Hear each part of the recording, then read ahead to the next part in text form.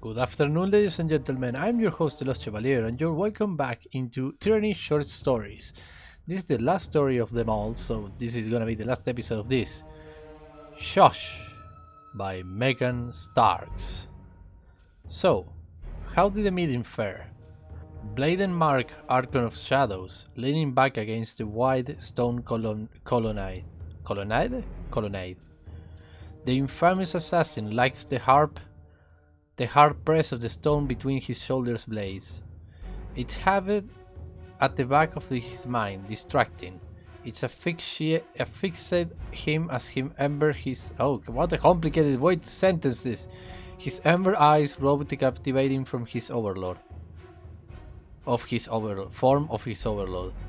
Kairos' answer was a refrain, an enchanting, clipped like beating time with his pulse in his ears. Well, much too well. He felt his pupils dilating, the blackness bleeding steadily to swallow the light from his eyes. Already his anticipation was piqued. His overlord explained. Icarix offered the perfect counter to my every concern. He anticipated, expertly, each and every question I asked, before even I had thought of them. I could not catch him off guard, though I most certainly tried. To hold one's own in a political discourse with Kairos, the Empire's most feared and beloved ruler?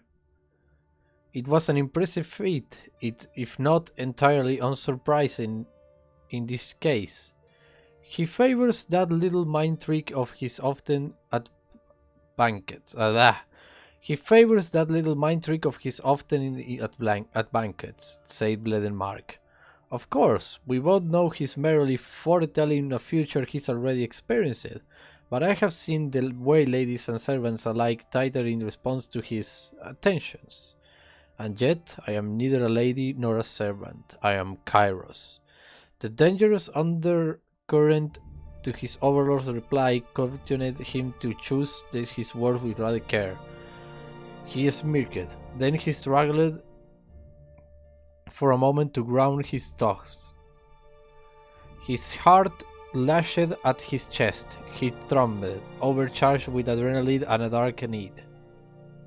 He pressed harder against the grid of the stone colonnade before he said, so he couldn't resist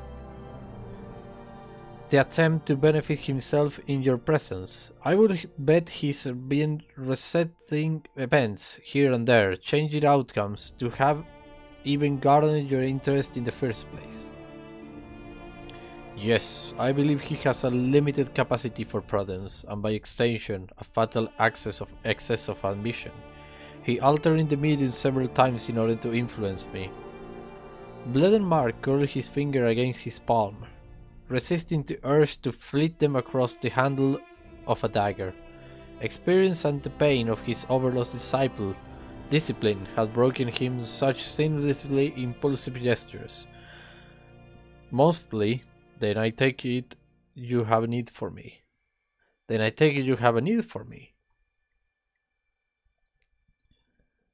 From the look on his overlord's face, there could be no other reason for his summoning.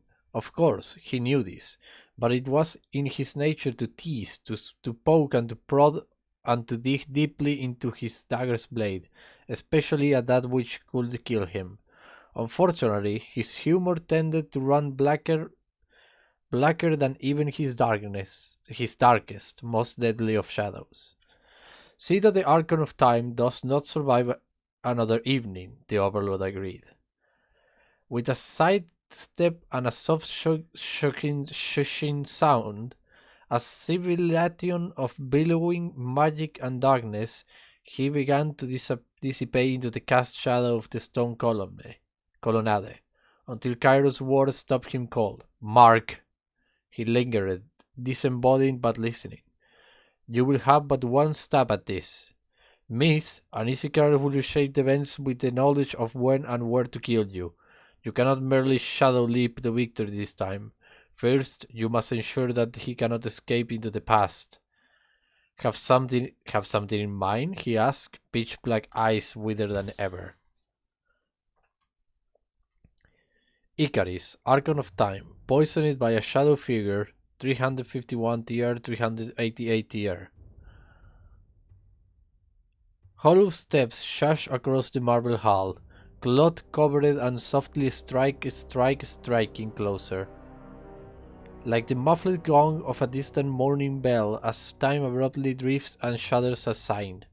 My hands sliding tonight again in a single pendulous breath backwards, a gasp more than any true inhale, my heart fluttering and wounded in my chest as the second fleet passed and then stopped short, aborted shockingly. In a buried, jolting pitch to the moment before, only scant minute passed, when the silver... Oh my god, give me a point! When the silver drag...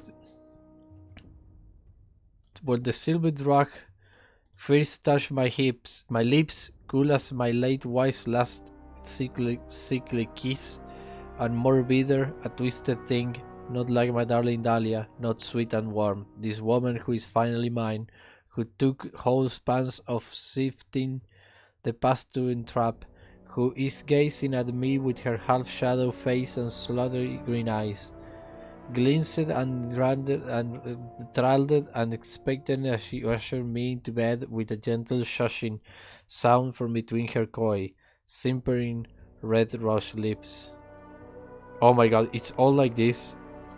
How much? Oh, not that much, thanks to heaven, but I'm gonna have a problem reading this.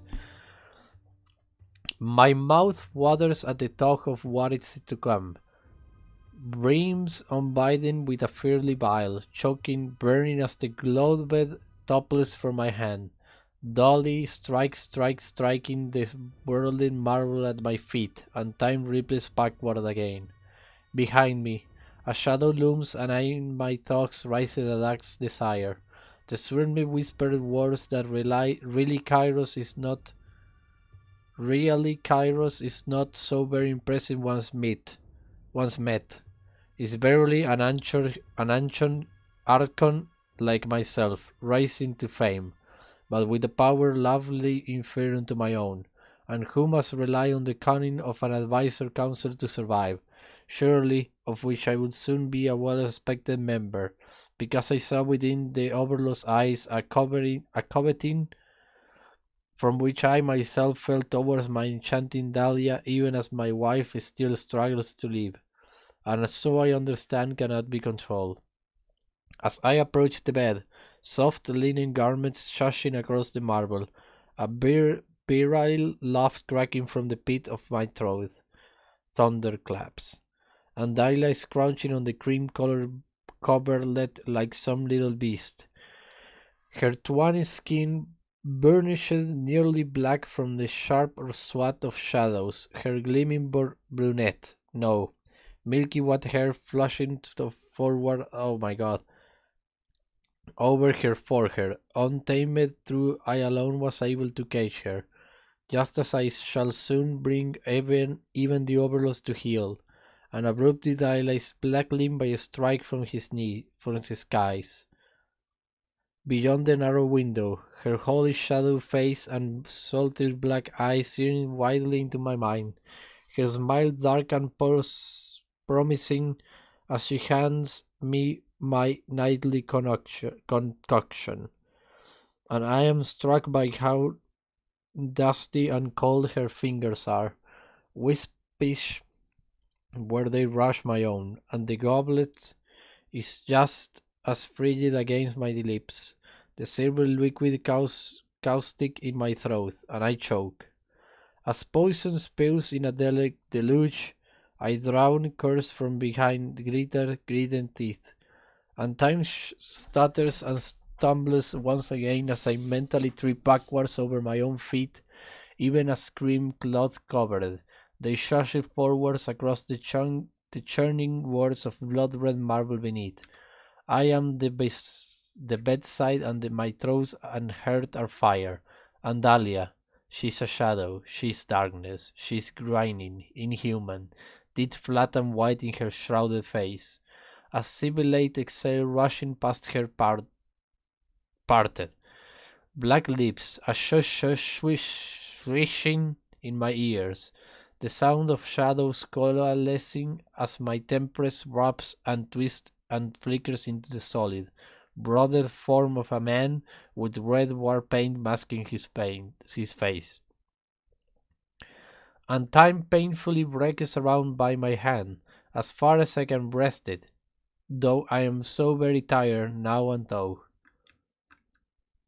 I know the dangers of veering too far flung, too beyond what can safely be staped. Yet I cannot seem to escape the trap that is this moment before. The grain of sand in the shift of time that is my consumption of a burning liquid amalgamation. My teeth knock the lip of the goblet as the poison brims, beating, into my mouth, and I gag mid-swallow, but it's already too late. My magic wanes, inhabited. What have you done? My voice rings out. The harsh chime of a morning bell in my throat as the goblet strikes and strikes and strikes again the cold marble at my feet. You sound surprised. Can I then assume this is the first time? The man who had been my Dahlia, this shadow assassin Moses, words reverberating as I rip time apart with a keening scream. The fire ravaging my throat and now riding my chest spreading hotly, while I am falling to my knees, and time reels backwards and stops short at the liquid goggling my throat. And he asks, or have we had this conversation before? Maybe a few times, Or maybe an infinite of them. Painfully I am tired, shuddering and spent, standing before him without even having moved, this time having stumbled even less distance back, and I fall to the floor, shadows shushing beneath me, metallic bile dripping from my chin, and on the bedside table the low candle's flame flickers and dims, and then dies.